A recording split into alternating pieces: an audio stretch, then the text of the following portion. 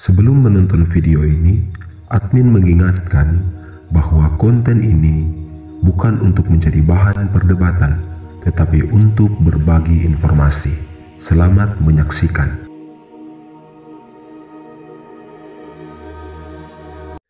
Shalom rekan-rekan semua.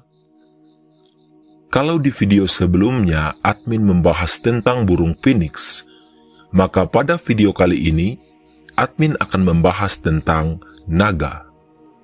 Mungkin kebanyakan dari kita mengenal naga sebagai hewan mitologi. Benarkah demikian? Apakah naga hanya hewan mitologi atau benar-benar ada? Naga muncul dalam berbagai literatur dan sastra, contohnya dari Yunani, Cina, dan lain-lain. Bahkan, sosok naga sering muncul dalam berbagai film. Banyak orang menganggap naga hanya hewan mitologi dan tidak benar-benar ada. Lalu bagaimana dengan kitab suci? Apakah kitab suci pernah menuliskan tentang naga?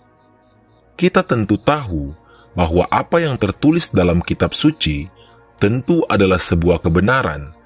Bahkan sekalipun hanya memberikan informasi, namun tentu saja informasi dari kitab suci dapat dipercaya kebenarannya, karena penulisan kitab suci diilhami oleh Tuhan sendiri. Dalam video sebelumnya tentang pembahasan 3 binatang kuno dalam kitab suci yang sudah admin bahas sebelumnya, yaitu tentang Leviathan, Behemoth, dan Sis, bahkan video tentang burung phoenix, admin sudah menunjukkan bukti penulisan binatang-binatang ini dalam kitab suci. Tentu dapat dipercaya kebenarannya. Lalu bagaimana dengan naga? Apakah naga ada tertulis dalam kitab suci? Jawabannya, ada tertulis. Berbeda dengan burung phoenix, naga justru lebih banyak tertulis dalam kitab suci. Yang pertama dalam kitab Ayub pasalnya yang ke-7 ayat 12. Demikian tertulis, "Apakah aku ini laut atau naga, sehingga engkau menempatkan seorang pengawas terhadapku?" Kemudian yang kedua, dalam kitab Mazmur pasal 74 ayat 13, dikatakan, "Engkau membela laut dengan kekuatanmu, engkau memecahkan kepala-kepala naga di dalam air." Kemudian Mazmur pasal 148 ayatnya yang ke-7, dikatakan, "Pujilah Yahweh di bumi, hai ular naga dan segala kedalaman." Kemudian Yesaya 14 ayat 29, "Janganlah bersukaria hai Filistia, hai kamu semua, karena cambuk orang yang melecutmu telah diputuskan, karena dari keturunan seekor ular akan keluar ular beludak, dan buahnya adalah ular naga terbang." Kemudian Yesaya 27 ayat yang pertama, dikatakan di sana, "Pada hari itu, Yahweh akan melaksanakan hukuman dengan pedangnya yang tajam, besar dan kuat atas Lewiatan, ular terbang, bahkan atas Lewiatan ular yang meliuk-liuk, dan dia akan membantai naga yang ada di laut." Kemudian dalam kitab Yesaya pasal 51 ayat yang ke-9, "Bangunlah, bangunlah, kenakanlah kekuatan hai lengan Yahweh, bangunlah seperti pada waktu-waktu yang terdahulu, generasi-generasi yang lampau. Bukankah engkau yang memotong-motong Rahab dan yang menikam naga?" Kemudian Yeremia pasal 51 ayat 34, dikatakan di sana, "Nebukadnezar, Raja Babylon telah melahap aku. Dia telah melumat aku, dia telah membiarkan aku sebagai bejana hampa. Dia telah menelan aku seperti seekor naga. Dia mengisi perutnya dengan makanan lesatku, dia telah menguras aku." Kemudian Wahyu pasal 12. Namun penulisan naga dalam kitab Wahyu pasal 12 tidak merujuk pada binatang, namun Satan. Dengan demikian, menunjukkan bahwa naga bukan hanya sekedar hewan mitologi, namun benar-benar ada. Namun, jika naga benar-benar ada, di mana keberadaannya? Bumi yang kita tinggali memiliki banyak misteri yang belum diketahui, terutama kedalaman lautan.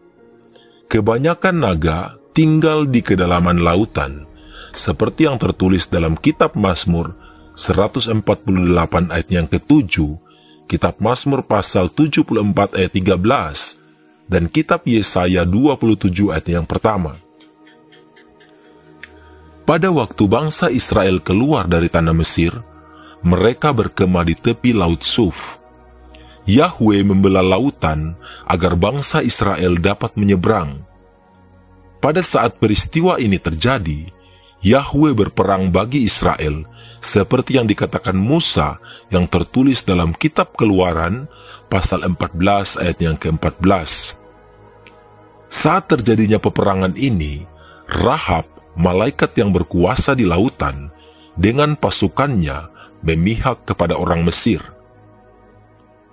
Mereka melakukan perantaraan di hadapan Yahwe atas nama orang Mesir.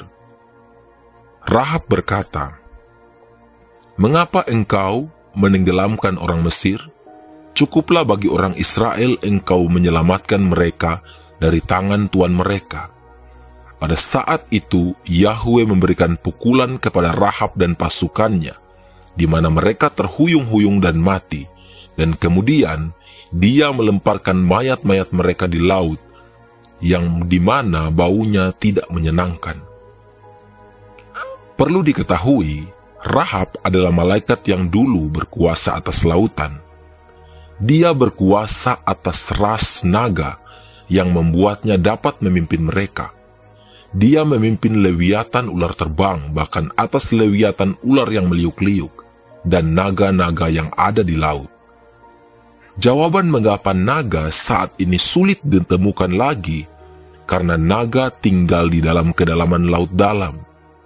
Selain itu, karena peristiwa peperangan yang terjadi di Laut Suf, saat Yahwe berperang bagi Israel, terjadi pembantaian naga besar-besaran, baik yang tinggal di laut maupun yang tinggal di darat, yang menentang Elohim karena ikut bersama Rahab pemimpin mereka. Hal ini dibuktikan dalam kitab Mazmur pasal 74 ayat yang ke-13. Dikatakan, "Engkau membelah laut dengan kekuatanmu, engkau memecahkan kepala-kepala naga di dalam air." Kemudian dalam kitab Yesaya 27 ayat yang pertama, "Pada hari itu, Yahwe akan melaksanakan hukuman dengan pedangnya yang tajam, besar dan kuat atas lewiatan ular terbang, bahkan atas lewiatan ular yang meliuk-liuk, dan dia akan membantai naga yang ada di laut."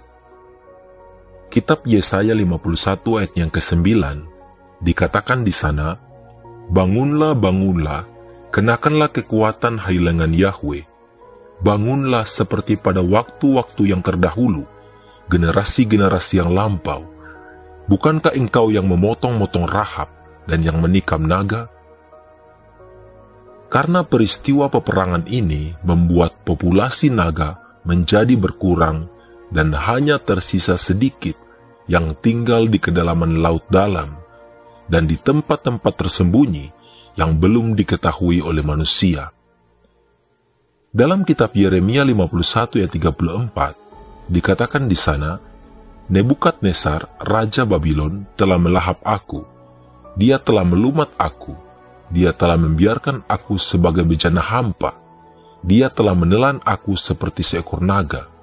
Dia mengisi perutnya dengan makanan lezatku. Dia telah menguras aku." Ada satu hal yang menarik tentang naga yang terjadi di zaman Nabi Daniel. Hal ini tertulis dalam kitab Deuterokanonika, tambahan Daniel, yang menceritakan peristiwa saat Daniel melawan Dewa Bel dan naga. Dikisahkan, setelah Daniel membuktikan bahwa Dewa Bel yang disembah oleh orang-orang Babel bukan Tuhan, raja membawa Daniel menemui seekor naga yang disembah oleh bangsa Babel. Ada seekor naga besar yang dipuja-puja oleh orang-orang Babel. Raja berkata kepada Daniel, "Tentang dia ini, tidak dapat kau katakan bahwa ia bukan ilah yang hidup, jadi sembahlah dia." Jawab Daniel, "Yahwe Elohimku yang kusembah, sebab dia adalah Elohim yang hidup." "Ya Raja, berikanlah wewenang kepada hamba, maka naga itu akan hamba bunuh tanpa pedang atau tongkat. Raja menjawab, baiklah, wewenang itu kuberikan kepadamu. Lalu Daniel mengambil gala-gala, lemak dan rambut, direbusnya bersama-sama, dibuatnya menjadi bulatan, lalu disuapkannya ke dalam moncong naga itu. Semuanya dimakan habis oleh naga itu, sehingga perutnya pecah. Kemudian kata Daniel, lihatlah sekarang sesembahan kamu. Mendengar hal itu, beranglah orang-orang Babel dan dengan hebatnya.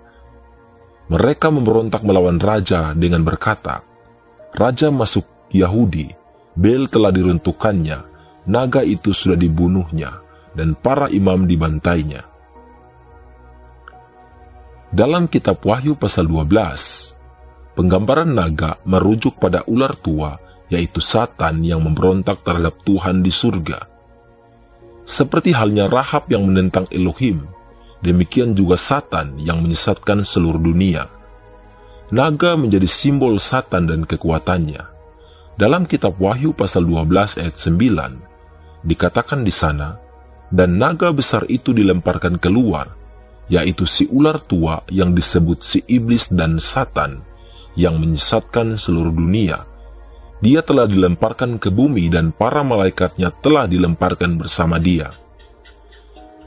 Sekalipun naga saat ini sudah sulit untuk ditemukan, namun mereka ada dan bukan hanya sekedar hewan mitologis saja.